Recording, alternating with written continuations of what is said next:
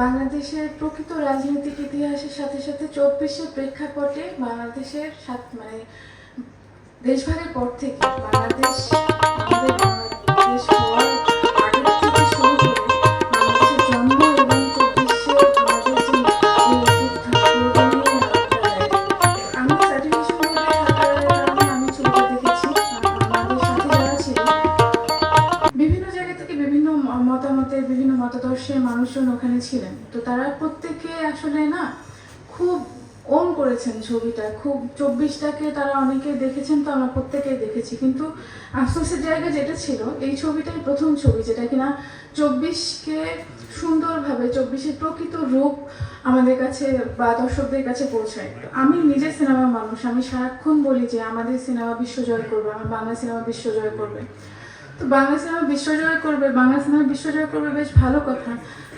সেই স্বপ্ন ইনশাল্লাহ আমি দেখি যে পূরণ করবোই। কিন্তু এই যে আমাদের এত বড় একটা অভ্যুত্থান হয়ে গেল, এই অভ্যুত্থানে একটা পূর্ণদৈর্ঘ্য চলচ্চিত্র তৈরি হয়েছিল না, এটা আমার খুব আফসোসের জায়গা ছিল। তো যখন এই ছবি সেন্সর করেন ওনারা আমাদের গত আগস্টে, তখন আমার না খুব শান্তি লাগে।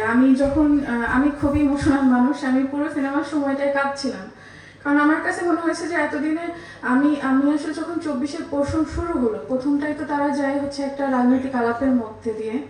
তো যখন হচ্ছে ছবির ২৪-এর পোর্শন শুরু হলো, আমার শুধু গায়ে কাটা দিচ্ছিল, আমি কাঁদতেছিলাম। কারণ আমার মনে হলো যে আমি ২৪কে ছুঁতে পারলাম, আবার ২৪কে ছুঁতে পারলাম একদম সত্যিকারের স্বরূপে, অন্য কারো পিওভিতে, কিন্তু সত্যিকারের স্বরূপে। কারণ ২৪কে আসলে পৃথিবীব্যাপী দুনিয়াব্যাপী ছড়িয়ে দেওয়া উচিত ২৪-এর প্রকৃত স্বরূপকে।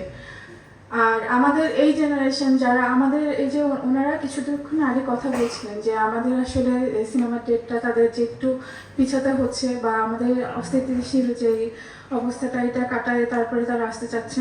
তো সেখানটাতেও আমি আসলে সহমত জানাই তাদেরকে। কারণ আমি চাই, আবার সেই দিক থেকে আরেকটা তারা বাধা দিচ্ছে কি যে নির্বাচনের সময় ডামাডোলে এই সিনেমা কেউ দেখবে কিনা। তো আমার মনে হয়েছে যে এই সিনেমা যেভাবে আমাদের রাজনৈতিক ইতিহাস বয়ান করে আমাদের প্রজন্ম ভোট তো দিতে যাবে, আমরা অনেক দিন পরে সত্যিকারের ভোট দিতে যাব।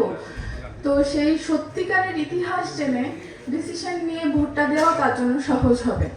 কারণ একটা নিরপেক্ষ জায়গা থেকে ২৪ এবং বা ২৪ মুক্তিযুদ্ধ, আমাদের ৯০-এর অভ্যুত্থান, সব কিছু মিলিয়ে আছে এই সিনেমায়। তো এটা আসলে একটা পাশাপাশি জার্নি হয়ে যাবে, যে এইটা যাদের আমাদের নতুন ভোট দিতে যাচ্ছেন তাদের জন্য অনেক বেশি সহায়ক হবেন, আর মুরব্বীরা যারা আছেন তারা তো আছেনই। আর আমার ক্ষেত্রে এটা খুবই আমি অ্যাপ্রিসিয়েট করি। এজন্য আমি ২৪ থেকেই মনে করেছিলাম, আমি যেহেতু সিনেমার মানুষ, আমার কাছে মনে হয়েছে, আমি জানি, আমি বিশ্বাস করি যে চলচ্চিত্রের চেয়ে বড় মাধ্যম আর কিচ্ছু হয় না। ভাষা ছাড়াও যা সবার মাঝখানে নিজের বক্তব্যটা দিয়ে দিতে পারে। তো পৃথিবীব্যাপী আমাদের ২৪-এর প্রকৃত স্বরূপ পৌঁছে যাক এই সিনেমার মাধ্যমে, সেখানে আমাদের প্রত্যেকের যতটুকু সাহায্য লাগে আমি তো করবই। আর এই টিমকে ধন্যবাদ যে তারা এই সাহসটা করেছে। কারণ আমাদের আসলে প্রকৃত ইতিহাস জানতে দেওয়া হয় না, জানি না। তো তারা যে এই হচ্ছে সত্যটা এস্টাবলিশ করে গেল এই সিনেমার মাধ্যমে, তাদের জন্য অনেক অনেক ধন্যবাদ আমার। আর এই সিনেমার জন্য শুভকামনা। আমার বাংলাদেশের জন্য, আমার ২৪-এর প্রকৃত সত্যের জন্য এই সিনেমাটা খুব জরুরি ছিল।